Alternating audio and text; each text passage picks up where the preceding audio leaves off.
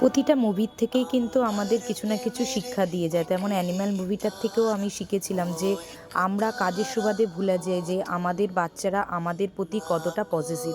But কি হয়, সময়ের সাথে সাথে আমরা কাজে এতটাই বিজি হয়ে যাই যে বাচ্চাদেরকে টাইম দিতে ভুলে যাই। কিন্তু বাচ্চাদের কাছে কিন্তু আমাদের সেম পরিমাণ কিন্তু কেয়ার করে ওরা আমাদের, এবং আমাদের আগলে রাখার চেষ্টা করে। তেমনই কিন্তু আমার সন্তান প্রতি মুহূর্তে আমাকে ভালো রাখার চেষ্টা করে, আমার ছোটোখাটো ব্যাপার আমাকে খেয়াল রাখার চেষ্টা করে, এবং প্রতিনিয়ত ও আমাকে ভগবান মনে করে।